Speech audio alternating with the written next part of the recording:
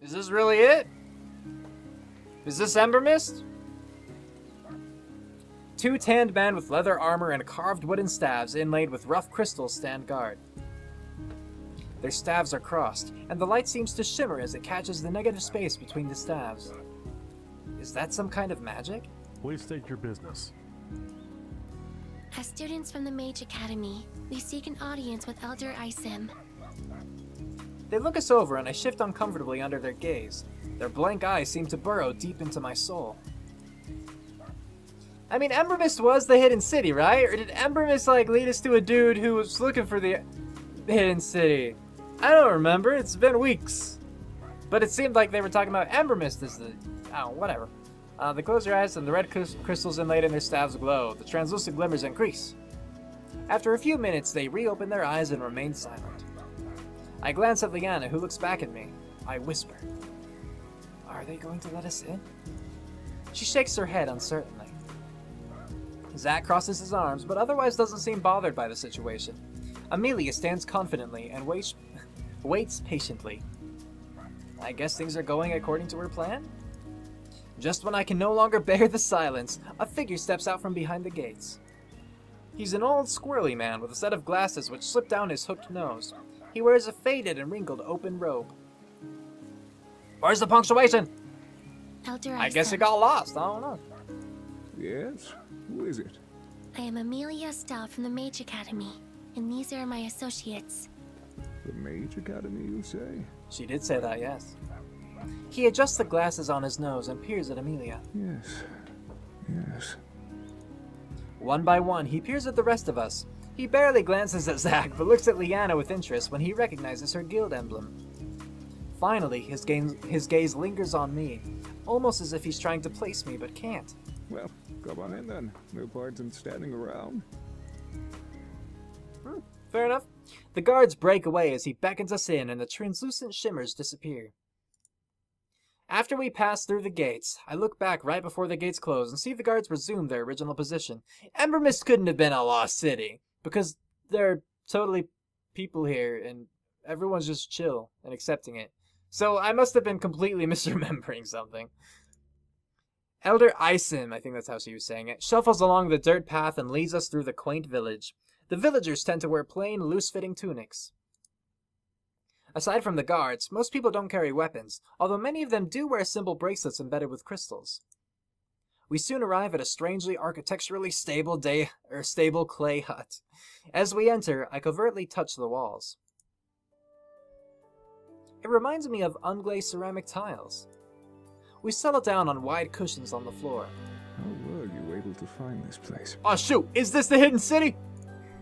I was just coming to the conclusion that it wasn't, and that I had forgotten. But it seems like I hadn't, and we're here, and no one seems surprised. Eh? Amelia pulls out a worn tome. Where has she been keeping that this whole time? My old research. I thought I'd lost this. Oh, and I just realized. That's Uncle Kaito, isn't it? That's Uncle Kaito! Man, he got old! As Elder Isim carefully turns the pages of the tome, Liana clears her throat. Oh, also, someone else pointed out to me, in the comments, that Pongo is Valerie. And I'm like, oh, yeah, I can see that. Like, it hadn't occurred to me, but I can hear it. By whom? Professor Xavier. I forget that it was Professor X. And it's just funny that it would, you know, usually a throwaway joke like that would actually just be a throwaway joke. It would pop up once. But no, like, hey, it's Professor Xavier again, you know? Elder Isim lets out a loud laugh. Xavier is a professor now. Good for him. I've been out of touch with Haven God and Lumia for many years. I'm not sure how I can help. Liana fills him on all that's happened so far, beginning with the spiked energy readings and ending with Professor Xavier's advice. She keeps the story simple and straight to the point, carefully eliminating the fact that I am not from this world. Even though I feel like that's a very essential part. Elder Isim listens thoughtfully, but grows more excited the longer Liana talks. The temporal rifts. It's been so long since I really researched them. I'm afraid I've been rather distracted. With what? Still, someone is here hoping to discuss these theories, and I'm more than happy to talk about them. He claps his hands excitedly. Where should we start? As I'm about to answer, a deep rumble beneath the earth stops me. What was that? Oh, just the volcano. Nothing to worry about. Yeah! Who worries about volcanoes? I trust you. That's what they said about Pompeii! Okay, what's funny is that's what kind of crossed my mind, but I didn't say it, and now this said it. I don't know. I don't want to just say flat out I trust you. I want to be like, are you sure? But I don't really want to say rip us, or that's what they said about Pompeii. But I think in this one case, like, I'm trying not to be an obnoxious punk, you know, during this game. But I think in this instance I want to do this. That's what they said about Pompeii. Uh-huh. The last time someone said nothing to worry about in regards to volcano, their entire city was buried in ash. Leanna's eyes are wide and aghast. Aghast? Is that how that works? I don't know that that's how that word works. Maybe it is. It's not all bad. It was basically all intact when the city was rediscovered thousands of years later. She doesn't look any less uneasy. There's no need to look so concerned. The volcano will not erupt. This is the first sign of activity it has shown in thousands of years. Wait,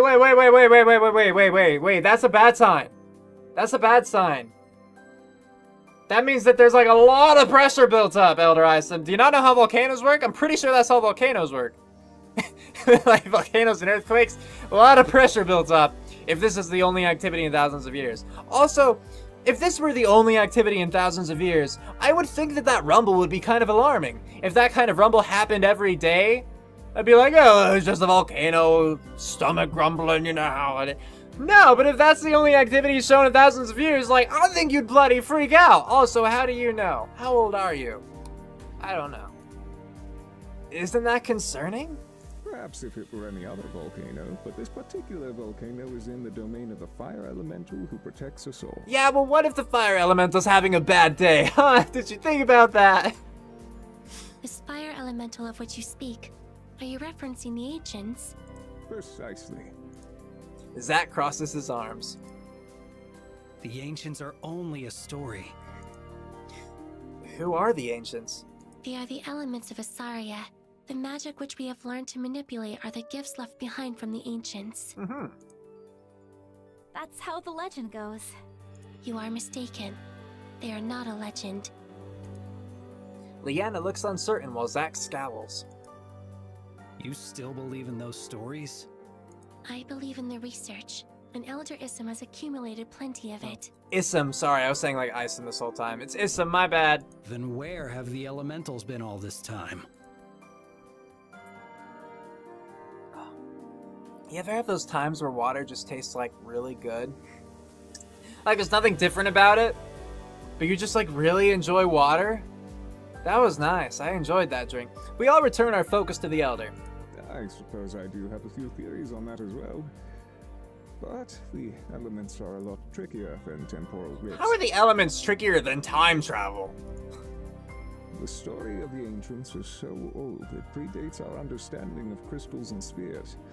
That's why most societies have forgotten about them and brushed them off as a legend. Mm-hmm. The people in this village, though, have not forgotten. When I arrived, I was purely focused on finding the fire temple for research purposes. I see.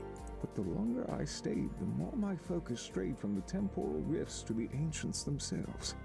If you believe that the cause of those random energy spikes are the result of temporal rifts, perhaps that is the link to the return of the elementals to Asaria. Wait, where are you getting this? It seems like a logical leap right there. I'm not seeing the connection. So what does that mean exactly? He shakes his head. It's hard to say. We don't know why they left in the first place. My guess is that something was keeping them occupied in the spirit world. Perhaps whatever that is was set free by the rifts. Amelia hangs on to Elder Isom's every word. Leanna absentmindedly fiddles with her manipulator, deep in thought. Only Zach seems skeptical of this conversation. This sounds really complicated and not something that can be solved in a few hours. We need to get back on track. How do I get home? To get back to the original topic on hand, Elder Isom nods. The temporal rifts, yes. Right, yes. How would one go about creating a rift? Well, that will be difficult.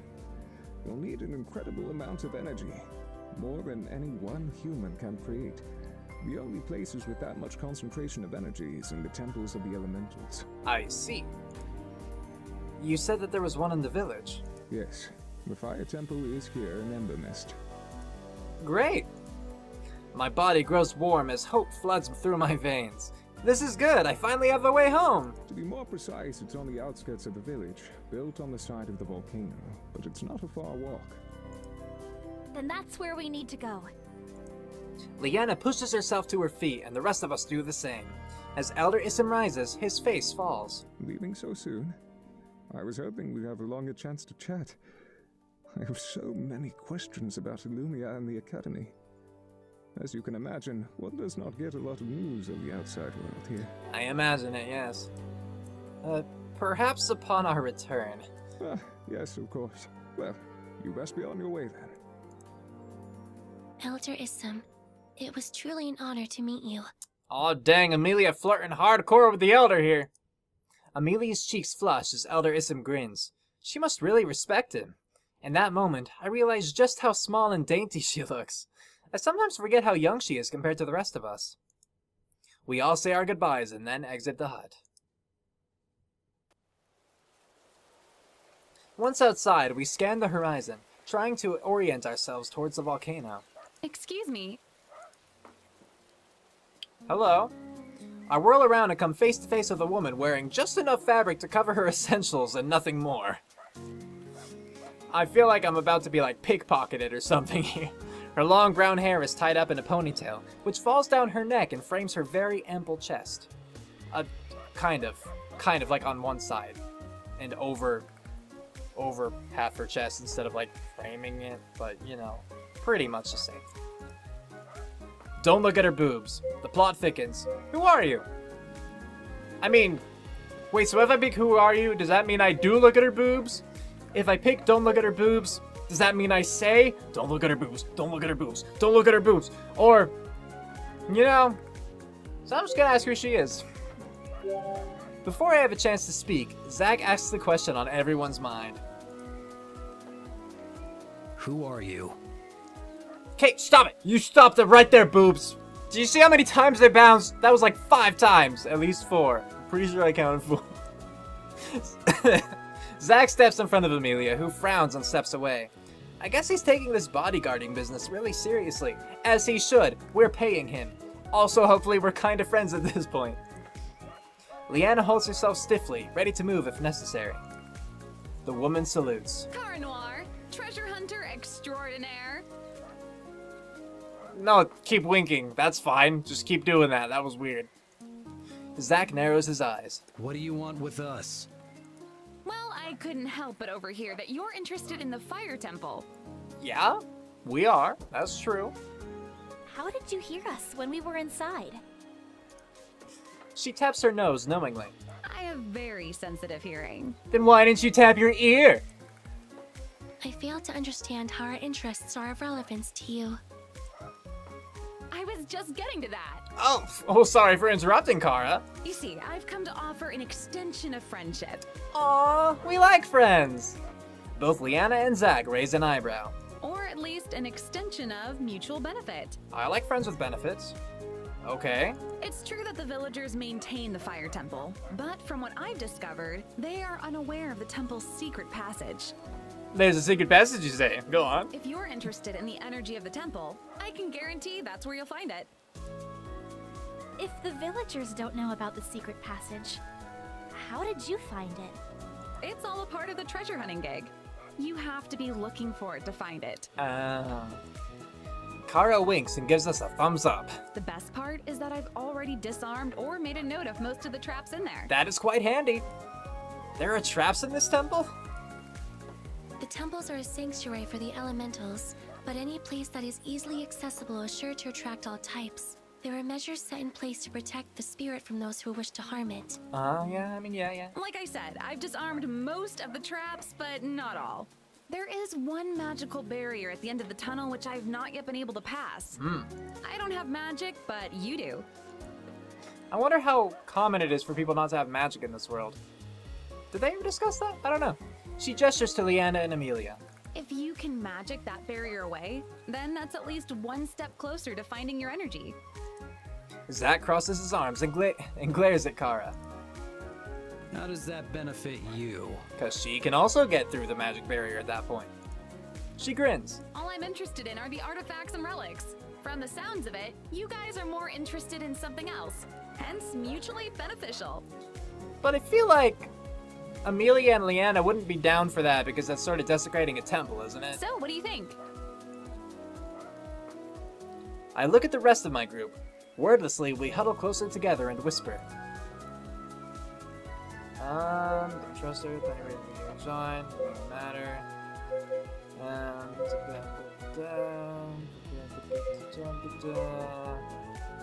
Yeah. Who cares if she joins or not? She's not interested in the elemental or the energy. If she doesn't go with us, she'll just go after we've broken the barrier. You do have a point. I must concede that I Zach's am gone. impressed by her resourcefulness. Yeah. It is plainly evident that she is not a native to Ember Mist, which means she somehow discerned the location on her own. Discerned? Did you say discerned? I am disappointed. Well, they did not have the reaction. Hold on. They did not have the reactions that I had expected them to have. I guess they don't care that much about the temples. That's a really good point. Leanna looks thoughtful. As a treasure hunter, her tracking skills could come in handy in the future. Like, for real, they do not give a crap about the elemental. We all stare at Zack. He shrugs. Do what you want. That sounds like a yes to me. Zack doesn't respond. He just fixes his steely gaze on me. So does this mean we're agreed to join up with Kara? We all nod. Hi. The Pongo sits in the middle of our circle and blinks happily. He just likes to be involved. Where do you even go when you're in hiding? Hi, boy. He doesn't know. Let's go tell Kara. We turn around and Kara stands right behind Leanna, her face only inches away. Leanna lets out a startled gasp. Jeez, capitalize it! What is she, some kind of ninja? Kara rubs her hands excitedly. All right, this will be fun. Wait, we didn't give you our answer yet. Well, she heard it. Oh, sorry. She steps back and gestures for Leanna to continue. Leanna speaks awkwardly. I guess she feels a little silly saying what Kara somehow already knows. Well, we decided to take you up on your offer. Is she gonna act excited again? Kara nods. Excellent. Nope, not even. Since we're going to be working together, first things first. You all know my name, but I don't know yours. That's true. I'm Leanna. Mage Knight from the Guild? She nods. I am Amelia Estelle, a magecaster from the Mage Academy. Kara blinks. A student to become a mage caster? But you look just like a teenager. She is. Amelia cocks her head to the side. It is natural that my physical appearance would represent my age. She looks at Amelia with respect. That is pretty impressive. Who's next? She looks at Zack. Zack. She chuckles. Very clearly a mercenary. And I'm Riz. That's it. Her green eyes study me, and although she's very clearly examining me, I don't feel uncomfortable under her stare. Now that that's out of the way. Boy. Kara steps back and views the Pongo by my feet. You have a bongo! How cute! He is pretty cute. She reaches down and pats him on the head. He beams at her touch. And what's your name? Hi. She glances at the rest of us, but none of us make a move to answer. Oh, is he not a part of your group? Yes. Sort of. And you haven't named him yet? Leanna and I shuffle uncomfortably. Zack remains unchanged while Amelia frowns. A pongo is a wild creature. Kara straightens and pats Amelia on the head, much to her dismay. If you say so. Okay, are we ready to get going? Yes! I assume. We murmur our assent and then Kara leads us out of the city. As we walk, another ominous rumble sends butterflies to my stomach. I can't shake off the feeling that we are literally walking into a fire. I glance at the others who seem unfazed. I guess it's just me. Pushing my insecurities down, I silently follow the group towards the temple. Just as Elder Issam noted, the temple is a short walk out of the village on a well-worn dirt path. The road is mostly empty, with only 1 or 2 travelers coming back towards the village. The temple is an open structure with a roaring fire in the middle of a grand hall. Oh. High columns with flames carved into them hold up the building. Adorning the stone walls are beautiful tiled mosaics. There's one wall with some strange symbols scratched on them. They're very faded, and I have to squint to make it out. From what I can make out, 4 symbols surround a darkness in a square, with a line of fire enclosing the perimeter, trapping the darkness in the center. Okay. Huh, I wonder what this is. Amelia glances over, then peers at the carving. Those symbols represent each of the magical elements. She points to each one. There is fire, water, earth, and wind. Then she points to the center. And that is shadow. Oh, yeah. I've never considered shadow an element before. It is one of the elemental magics. Kara, Zack, and Leanna have already moved on, so the rest of us hustle to catch up. Besides us, the only other people in the temple are the monks who care for it. They're dressed in woven red robes in the same open and loose style as the villagers from Embermist. Do they not care either that the traps have been, dismantled, or that we're just here? Do they not care? Quietly, they shuffle back and forth, sweeping the floor or relighting any of the smaller fires which have burned low. Right? The Pongo looks around in wonder and reverence. At the sight of the giant flame, he squeaks and hops up on me, claiming his spot on my shoulder.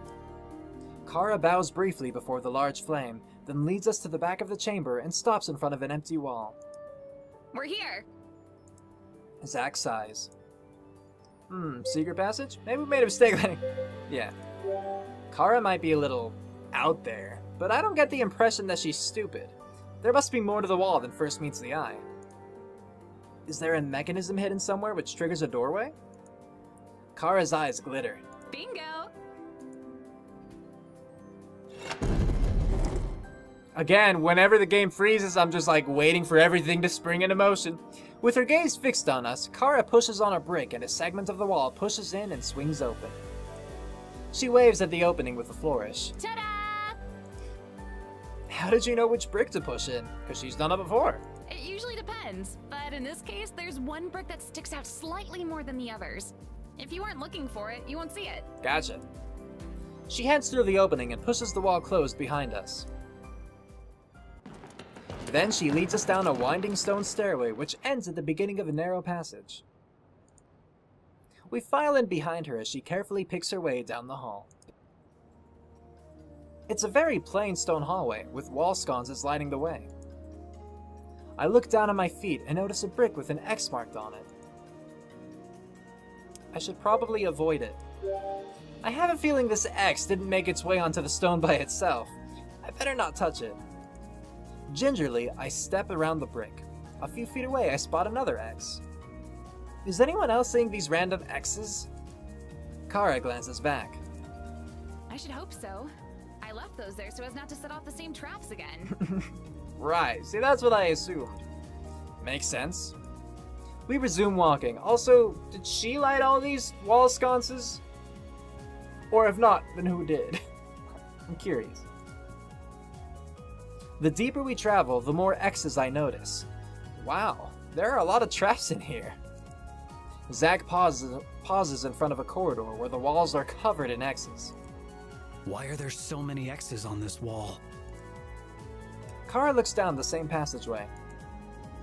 Oh, it's a 2-part trap. Oh, yeah? She points to a stone on the ground with the same X marking. Basically, if you step on the ground stone, it triggers thick bars to shoot out from all the X's in the wall and block the path. That doesn't sound too bad. Only if you know how to limbo. The bars have something keeping them hot and will burn you if you touch it. Ah. Okay, that sounds worse. And you were able to cross that? Kara winks. I am very limber. And then she continues to blink just because of her animation. So she's winking, and then she winks again. She did it again! It's just weird. Zack looks at Kara with interest. Amelia looks between Zack and Kara. Based on the dilation of Zack's pupils, it appears that Kara's flexibility is attractive to him. Why do you gotta jump in like that? Why you gotta be awkward? Zack is taken aback. I was just thinking that it's a useful skill set to have. Yeah! Come on! Kara has a mischievous glint in her eyes. Useful skill set to have. In what context? Well, clearly in treasure hunting. Zack frowns. For scouting and navigating. You've done a thorough job mapping this place out and marking the traps. Leanna looks amused. Zack, was that a compliment? He glares at Leanna. No, an observation. I'll compliment you, Kara. I think that you're very good at doing the things you do. Kara smiles playfully. Then thank you for the observation. Zack falls into silence before turning away. I think that's the most I've ever heard him talk in a 30-second span. We continue through the tunnels. Eventually, she stops in front of another well of fire in the middle of the hall. The barrier's here. She gestures at the swinging metallic wall behind the well.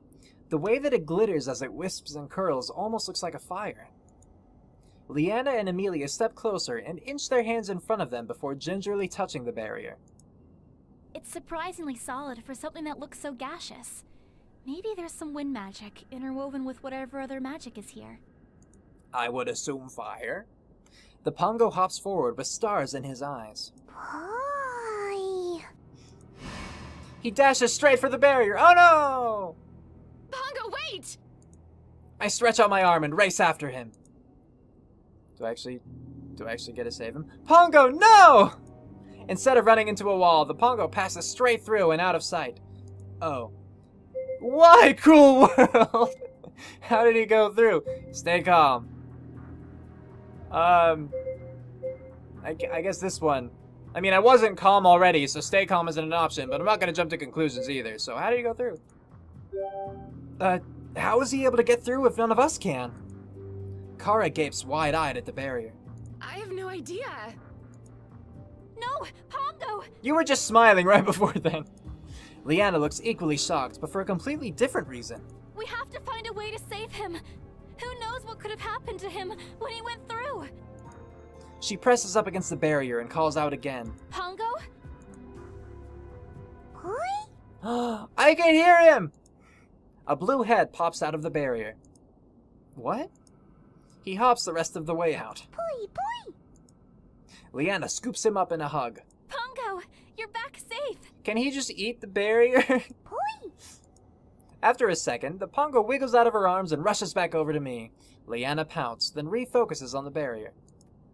Amelia places both of her hands back on the barrier while Leanna holds out her manipulator. Whatever is beyond this wall hosts a plethora of energy. Leanna nods. My manipulator confirms that. No wonder the Pongo ran in there. Zack continues to hang back and observe, but Kara steps closer to the barrier. But how did he even pass through? Leanna shrugs. Amelia continues studying the wall, moving her hands up and down. I do not recognize this magic. She frowns, deeply disturbed. Is there anything you can do to break it? Let's see. Leanna and Amelia both put their hands on the barrier, their manipulators glowing. They each transmit pulses of magic which disperse across the surface in a shimmering wave. I think they're trying to create stress fractures to crack the wall.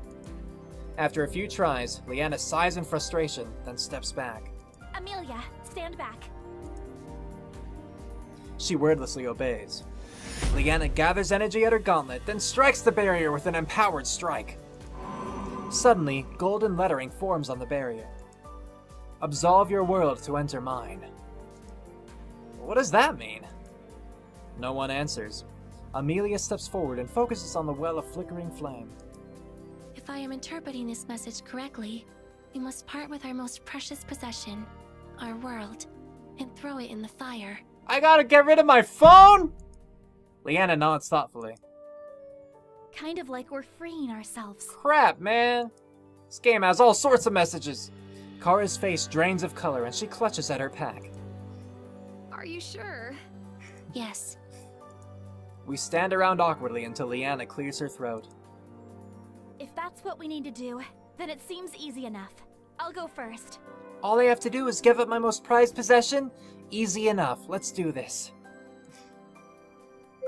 please, let me go first. We're doing this for me. I should be the one to go first. Leanna blinks, but I step up to the fire before she can object. What do I choose? How is my phone not here? Unless my phone is my waifu, which would be awkward. I mean, I can imagine it holding several pictures of my waifu, but I don't know. Is that just gonna be a joke thing? Hold on. I'm saving here because, like, I'm hoping this will be my phone, because why would that be the only thing that's, like, not an option?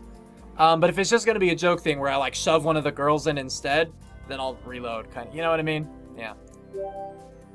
Unfortunately, I do not have a waifu at this time. I look over at Leanna, who blinks when she meets my gaze. Yet. Okay. I mean, I guess out of these then I'll go with wallet, because that's the last piece of home that I have, aside from my phone. I fish in my pockets and grab my wallet. My entire identity is in here. My license, student ID, and credit cards. The thought of parting with it makes my chest hurt. Reluctantly, I toss it into the fire and watch the flames lap it up. Then I steel my resolve and slowly step forward. As I cross through, I feel the tingle of energy and hear the crackle of electricity.